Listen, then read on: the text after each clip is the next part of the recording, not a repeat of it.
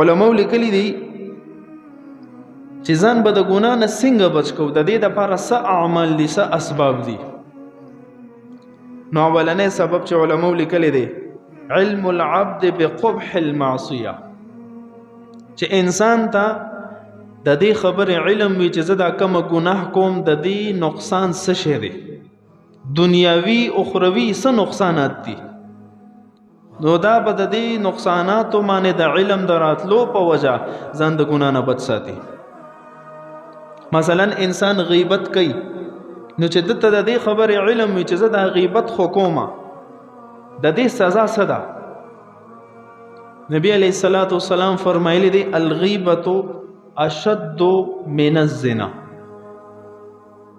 د زنا نه هم لوی ګناه غیبت دی. مونږه زنا ډیر قبیح ګڼو، غیبت قبیح نه ګڼو. کو وړو کې دی او کو غټ په غیبت کې اخته یو، او در دې حد پورې اخته یو چې ګناه هغه تصور زموږ ذهن نه ختم دی چې وای غیبت ګناه ده او کو نه ده. وجه صدا کو غیبت ته وکړو نو در هغه پورې د دې غیبت معافي نشته چې سو پورې هغه سړی ته په خپل معاف کړي نه.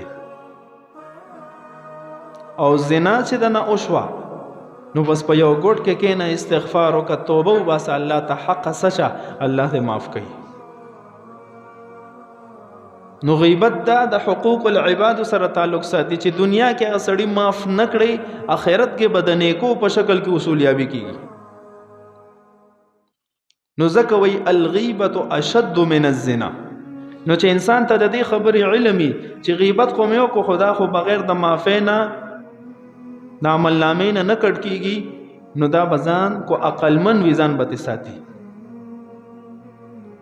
او بیا د آخرت په سخت ورځو کې چې یو نیکی به ډېره کارآمد وي، د یو نیکی په وجه باندې به انسان د جنت تلو والا جوړی دي شي، د یو ګناه په وجه باندې به انسان د جهنم تلو والا جوړ شي.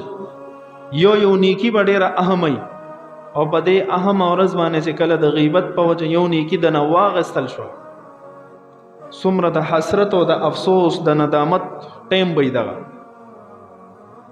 چې انسان د جنت فیصله وشي او دې کې یو صاحب حق راشي چې جدي زما غیبت کړو او دلته یو نیکی ورکړي شي او د جنت فیصله بیا معطل شي.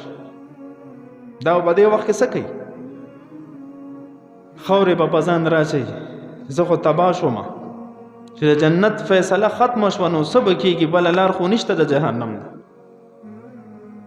نو نمبر 1 سبب دا دی چې انسان ته د ګناه نقصانات معلوم وي، دا به د ګناه نه د الله په فضل محفوظ وي.